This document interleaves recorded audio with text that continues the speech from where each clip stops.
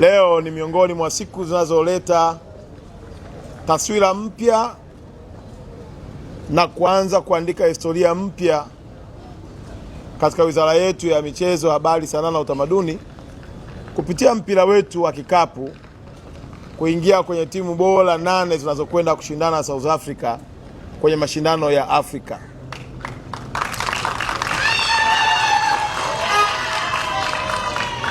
Nimefuatilia kwa kina historia ya mpira wa kikapu kwenye taifa letu.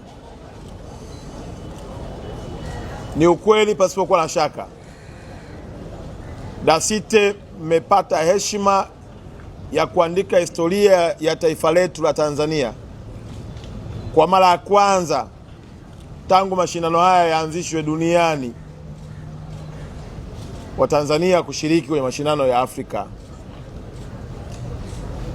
Historia hii mnayoiandika inaenda kuleta chachu na kuongeza hamasa kwa vijana wengi kwa kuona mchezo wa kikapu au mpira wa basketball si tena mchezo wa watoto wa matajiri tu, si tena mchezo wa watu kujiburudisha na kujinufaisha, bali ni mchezo unaojenga uchumi na kubadilisha taswira za familia zetu kwa watu wenye vipaji. Nendeni mkijua ya kwamba Tanzania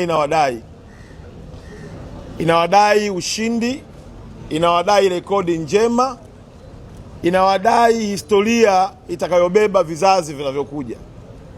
Ni matumaini yetu kama wizara, mafanikio mtakayoyapata yawe chachu ya kuwafanya watu wengine wajitokeze kuanzisha timu nyingi za basketball, ili tuwe na ligi kubwa yenye ushindani na iwe ligi bora inayoweza kuchukua nafasi ya pili, ya tatu ndani ya nchi yetu ya Tanzania, lakini kwa bara zima la Afrika. Mnafahamu mchango wa Simba na Yanga kwenye mashindano ya African Championship. Na nyinyi tunaomba, kama ambavyo Simba na Yanga walifungua milango, tukaona Namungo, tukaona KMC, tukaiona Azam, tukaona na timu zingine zimeingia kwenye mashindano ya Afrika, naombe na nyinyi Dasite mkafungue milango ya kusababisha Tanzania tuwe na timu zaidi ya moja zitakazokwenda kwenye mashindano ya Afrika. Tumeanza kuongea na wafadhili ili kuifanya timu yetu iwe na ushindani, lakini na mazingira mazuri ya timu zetu kufanya vizuri. Nao furaha kwamba CRDB imekubali kuwa mfadhili wenu mkuu kwenye ligi ya hapa ndani, kuanzia pale ambapo rais wetu atakapopata nafasi ya kukutana nao.